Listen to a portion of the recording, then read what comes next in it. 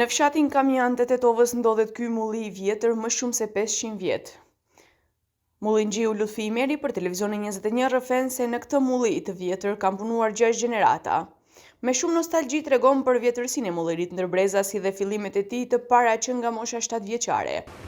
Une pëm 7 vjet jam këto. E se sa e kam unë nuk e di. Unë jam I 6 I brez këto.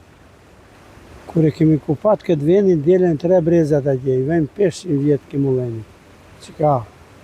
Unë jam vejtit 65 vjetë, 75, 50 japem, kjerve ka 50, 350. Kur e kemi kupat këtë delen 3 brezat atje, I vejnë, se tamam nuk e di. Lutfiu, edhe pse I vjetër në moshë, kujdeser për mullirin e trashëguar ndër breza. Një punë jo e lehtë, pasi çdo gjë bëhej nga dora e tij.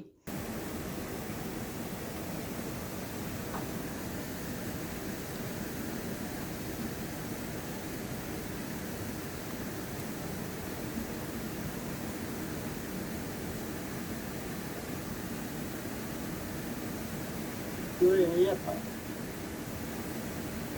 Me edhe trashte.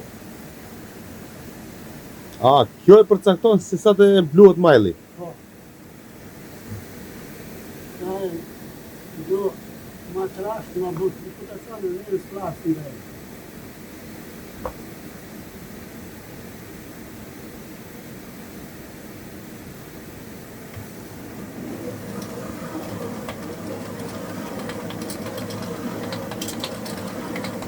Jo, shumë gjëje tjetër. Por sa janë të interesuar gjeneratat e reja për të vazhduar traditën familjare në këtë mulli shumë vjeçar? Gjalli jemi në gjalli vllajt. Ato duhen të vazhdojnë. Po se sa da mbanë nuk e di.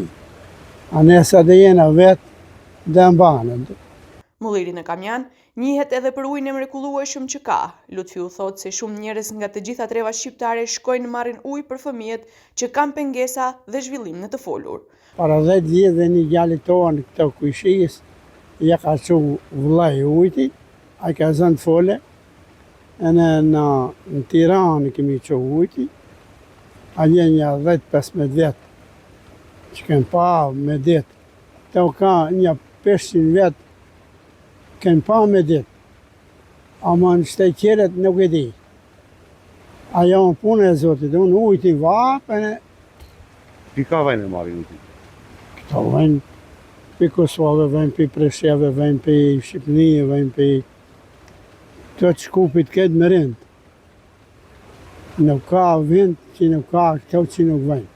Lutfiu theksoi se interesimi për të blerë miell të bluar nga mulliri I tij është shumë I madh, sidomos për miellin e zi për personat diabetik, por mes tjera shpërmendje dhe vështirësitë në mungesë të ujit.